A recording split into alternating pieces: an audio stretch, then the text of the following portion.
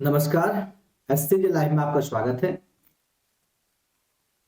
आज इस वीडियो में हम लोग क्लास 10th चैप्टर 10 प्रकाश का परावर्तन एवं अपवर्तन का इंपॉर्टेंट एमसीक्यू क्वेश्चन देखेंगे, जो झारखंड बोर्ड 2025 के लिए बहुत इंपॉर्टेंट है।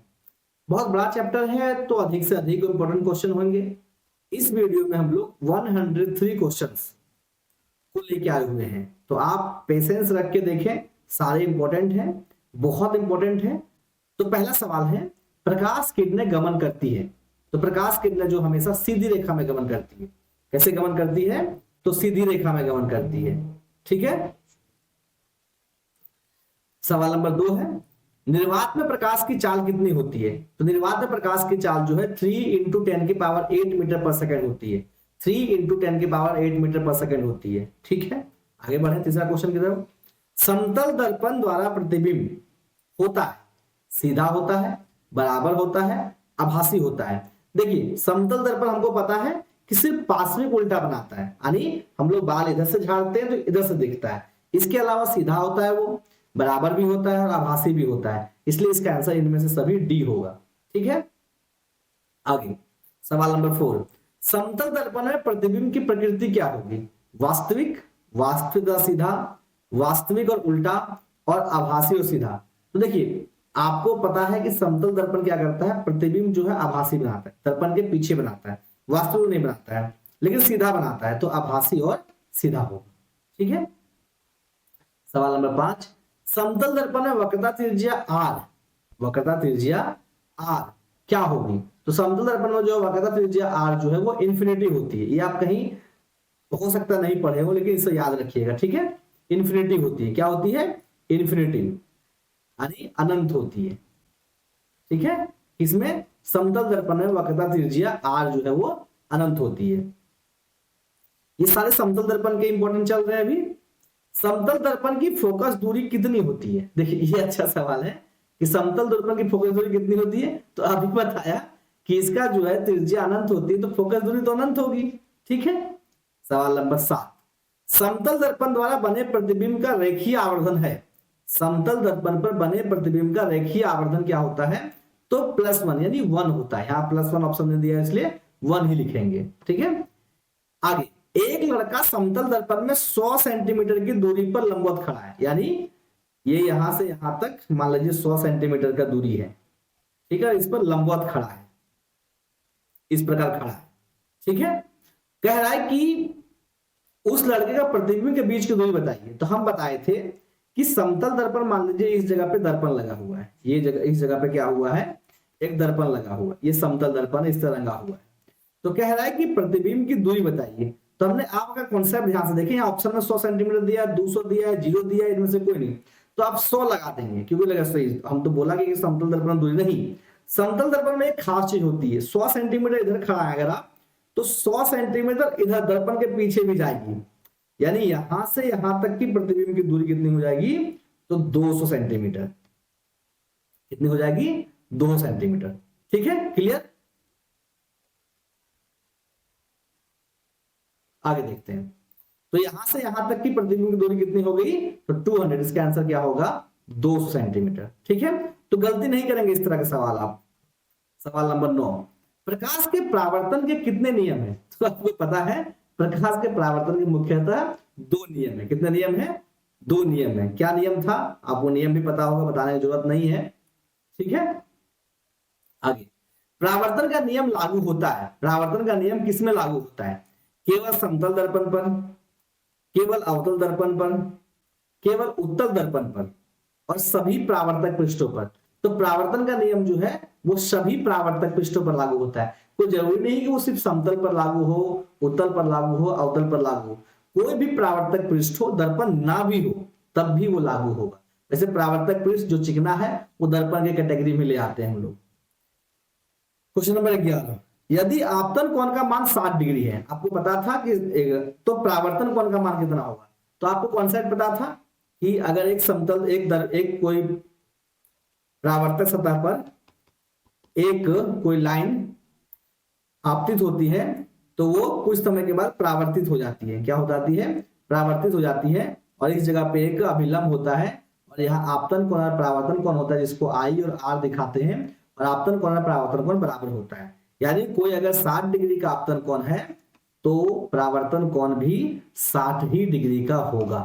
ठीक, कॉन्सेप्ट अगर आपको पता है तो क्लियर हो गया। और सवाल नंबर 12, मुख्य अक्ष के समांतर आने वाली किरणें परावर्तन के बाद जिस बिंदु पर मिलती है उस बिंदु को क्या कहते हैं? देखिए ये बहुत इंपॉर्टेंट सवाल है, कई बार एग्जाम में भी पूछा गया है। कह रहा है मुख्य अक्ष के समांतर किसी दर्पण में, देखिए ये कोई दर्पण है और ये इसका मुख्य अक्ष है। यहां आप जानते हैं P होता है, यहाँ F होता है और यहाँ C होता है।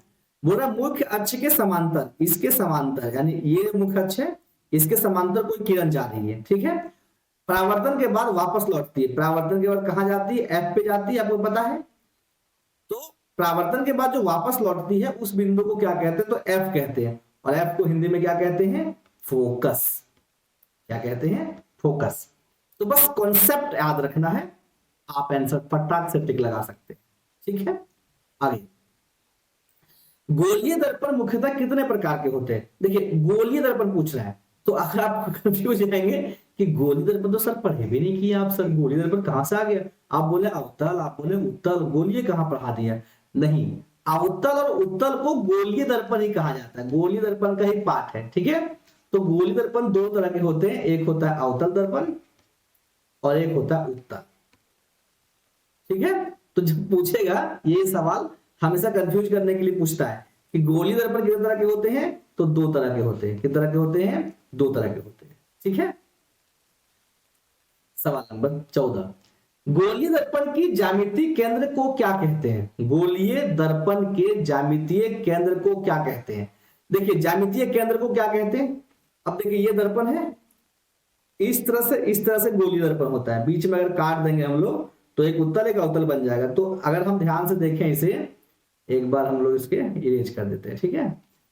देखिए ये दर्पण है, तो इसका यहां से केंद्र शुरू होता है, इधर भी हम लोग डॉटेड लाइन से ले जाते हैं और इधर भी हम लोग नॉर्मल लाइन से ले जाते हैं, ठीक है। तो बोलो ज्यामितीय केंद्र को क्या कहते हैं? इस केंद्र को क्या कहते हैं? तो इस केंद्र को हम लोग ध्रुव बोलते हैं। क्या बोलते हैं? ध्रुव। और इसको P से दिखाते हैं। तो ध्रुव कहां ऑप्शन है भाई? A नंबर में है, ठीक है। सवाल नंबर 15, ध्रुव और वक्रता केंद्र को मिलाने वाली रेखा को क्या कहते हैं? देखिए सवाल देखिए, सवाल ध्रुव और वक्रता केंद्र, कहां होता है वक्रता केंद्र? यहाँ F होता है, यहाँ P होता है और यहाँ C होता है, ठीक है। यहाँ F होता है, यहाँ F होता है, यहाँ P होता है, यहाँ C होता है। तो बोल रहा है कि ध्रुव और वक्रता केंद्र को मिलाने रेखा क्या कहते हैं? तो मुख्य अक्ष कहते हैं। इसी को तो बोल रहे हैं मुख्य अक्ष। मुख्य अक्ष के समांतर ये पूरा यहां से यहां तक का लाइन जो उसको मुख्य अक्ष कहा जाता है। क्या कहा जाता है? मुख्य अक्ष। लेकिन देखिए क्वेश्चन किस तरह बदल दे रहा है। क्वेश्चन ये नहीं पूछ रहा है मुख्य अक्ष किसे कहते हैं, क्वेश्चन पूछा ध्रुव और वक्रता केंद्र को मिलाने वाली रेखा को क्या कहते हैं? तो मुख्य अक्ष कहते हैं, ठीक है। तो आप कहेंगे सर इस तरह क्वेश्चन तो हम लोग पढ़े ही नहीं। पढ़े हैं, आप कॉन्सेप्ट में पढ़े हैं, लेकिन आप रिवीजन सही से नहीं कर पा रहे हैं, इसलिए इसका आंसर आप टिक नहीं कर पा रहे हैं। रिवीजन पर बल लगाइए, आप इसका आंसर आसानी से टिक लगा पाएंगे। किसी गोलीय दर्पण की फोकस दूरी उसकी वक्रता त्रिज्या की क्या होती है? देखिए गोलीय दर्पण की फोकस दूरी उसकी वक्रता त्रिज्या की आधी होती है, यानी F बराबर R/2 हमेशा ये होता है, ठीक है। तो गोलीय दर्पण की फोकस दूरी उसकी वक्रता त्रिज्या की क्या होती है? आधी होती है। आप कॉन्सेप्ट देख लीजिए ना, ये हमारा हो गया वक्रता त्रिज्या यहां से यहां तक, और यहां होता है फोकस। हमने बताया था कि यहां से यहां तक का दूरी, यहां से यहां तक का दूरी हमेशा बराबर रहेगा, और यहां से यहां तक का दूरी 2f होता है। तो यहां से यहां तक का दूरी f होता है, तो यहां से यहां तक का दूरी को r भी बोलते हैं, यानी 2f लिखिए या r लिखिए, दोनों इक्वल चीज है। तो इसलिए हमेशा क्या होती है? वो आधी होती है। अभिसारक लेंस क्या है? दर्पण। अभिसारक दर्पण क्या है? अब देखिए ये तो गड़बड़ हो गया। बताइए बताइए बताइए, अभिसारक दर्पण क्या है? तो अभिसारक दर्पण किसे कहते हैं? अभिसारी दर्पण हम लिखाए होंगे, अभिसारक पूछा है तो अवतल दर्पण को क्या कहते हैं? इसको हम लोग अवतल दर्पण को, ठीक है। आगे कह रहा है गोलीय दर्पण की फोकस दूरी एवं उसकी वक्रता त्रिज्या का संबंध है। गोलीय दर्पण की फोकस दूरी एवं उसकी वक्रता त्रिज्या का क्या संबंध है? अब भी जस्ट इसके पहले क्वेश्चन आया था कि गोलीय दर्पण की फोकस दूरी और वक्रता त्रिज्या के संबंध बताइए। तो हमने बताया था कि फोकस दूरी और वक्रता त्रिज्या का संबंध क्या है, या तो F बराबर R/2 लिखिए, F बराबर R/2 लिखिए, अभी तो लिखा हुआ नहीं कहीं, इसको इधर ले जाएंगे तो 2F बराबर R हो जाएगा। तो यहाँ R बराबर 2F दिया हुआ है, तो इसको 2F बराबर R को R बराबर 2F लिखें तो ये ए नंबर आंसर होगा। तो आप कहेंगे सर F बराबर R/2, R बराबर F/2 दे दिए, यहाँ देखिए तो बर्थडे दिया है, टाइपिंग मिस्टेक नहीं बाबा, टाइपिंग मिस्टेक नहीं, आपको कंफ्यूज करने के लिए सर दिया आता है। सवाल नंबर 19, एक गोलीय दर्पण की वक्रता त्रिज्या 20 सेंटीमीटर है। गोलीय दर्पण की वक्रता त्रिज्या कितना है, 20 सेंटीमीटर है। इसकी फोकस दूरी क्या होगी, देखिए आगे दिया हुआ R बराबर 20 सेंटीमीटर, पूछ रहा है F बराबर व्हाट। तो अभी तो बताएं कि F बराबर R/2 यानी 10/20/2 यानी 10। 10 कहां है भाई, आंसर में लगाइए, बी नंबर में फटाक से लगा दीजिए, क्या दिक्कत है, कोई दिक्कत नहीं। उस दर्पण की फोकस दूरी क्या होगी, अब सवाल घुमा दिया, उस दर्पण की फोकस दूरी क्या होगी, यानी F पूछ रहा है, जिसकी वक्रता त्रिज्या 32 सेंटीमीटर, वही सवाल है, घुमा दिया, R बराबर 32 सेंटीमीटर। ये क्वेश्चन किताब में भी है, यानी F पूछ रहा है तो R/2 यानी 32/2 यानी 16 सेंटीमीटर। क्या हो जाएगा इसका आंसर, 16 सेंटीमीटर। ठीक है, आगे यदि F का मान 12 है, यदि F का मान, आप देखिए F बराबर 12 सेंटीमीटर, तो R का मान पूछ रहा है, R बराबर व्हाट, फिर बताएं, F बराबर R/2 लगाइए फॉर्मूला, तो F का मान 12 दे दिया है, तो यहां से लगाइए हम लोग, इसको इधर ले जाएंगे तो 2F बराबर R हो जाएगा, यानी R बराबर हो जाएगा 2F, तो R बराबर हो जाएगा 2 × 12 यानी 24 सेंटीमीटर, जो ए नंबर का आंसर है। ठीक, कोई दिक्कत नहीं। आगे बोला यदि F बराबर, ये सवाल एक और इस तरह का सवाल तो 100% एग्जाम में आएगा, F दिया रहेगा, R दिया रहेगा, तो आप इसे कर के जाएंगे। ठीक है, कंफर्म है। F बराबर 16 सेंटीमीटर, F बराबर 16 सेंटीमीटर, तो R बराबर कितना, तो R बराबर देखिए अभी तो बताए ना कि R बराबर 2F, डायरेक्ट याद रखिए, पीछे क्वेश्चन देखिए क्या आया था, R बराबर 2F, तो R बराबर 2F, तो R बराबर 2F लगा दीजिए, R बराबर 2 गुना यानी 16 गुना 2 यानी 32 सेंटीमीटर। ठीक है, यानी 32 कहां है, तो ए नंबर। ठीक है, आगे उत्तल दर्पण की फोकस दूरी होती है, ये हल्का सा कॉन्सेप्चुअल सवाल है, और हमने अगर आपको याद होगा तो पॉइंट बना के लिखाए थे कि किसकी फोकस दूरी प्लस में होगी, किसकी फोकस दूरी माइनस में होगी, अगर आप पढ़े हैं तो, और अगर नहीं भी पढ़ रहे तो आप ध्यान रखें, इसको आप याद रखें अच्छे तरीके से।